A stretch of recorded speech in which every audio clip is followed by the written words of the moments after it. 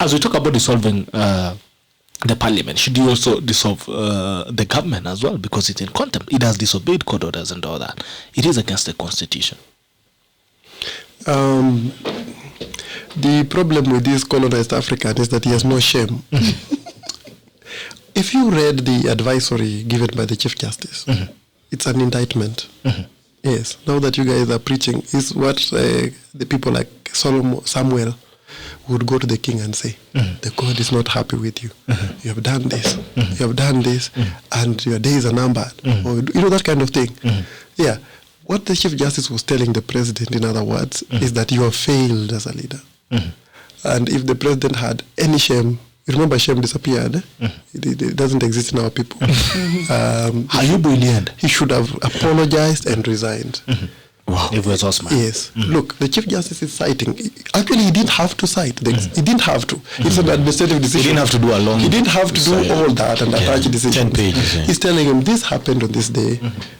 This happened. This decision. Remember the first decision. This is what the High Court said. It went to this court. This is what it said. Supreme Court came and gave an advisory opinion. This is what they say. And by the way, the advisory opinion had been sought by the Attorney General himself.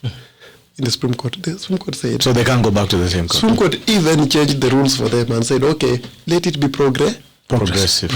Let's give you another 5 years to sort this issue out. Listing one after another, none of those things had been done. It tells you that he's a president that doesn't rule by the law.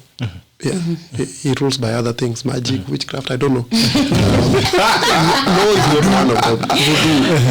Law is not one of the language Uhuru Kenyatta listens to.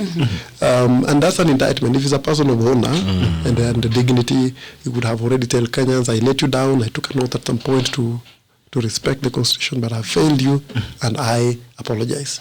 Trust me, if he wanted to do the truth as gender rule changes, he would have. At some point, President Ruto had all the power in Parliament. And even when he dropped Ruto, he made a handshake with Raila Odinga, and they've had enough numbers to pass such a popular thing as gender equality. They just needed to be interested. They were not. So both sides don't have any interest in actually passing this bill, as you say. No, they don't. Because as you speak right now, it's actually ODM, and it's the handshake that has the majority.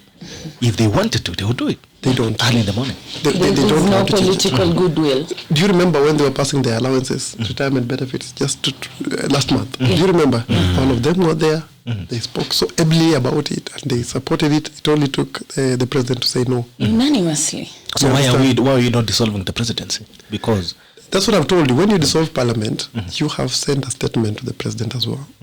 If he was a man of honor and dignity, he would have resigned. But he's not that kind of man. So forget about that. His tenure has been indicted.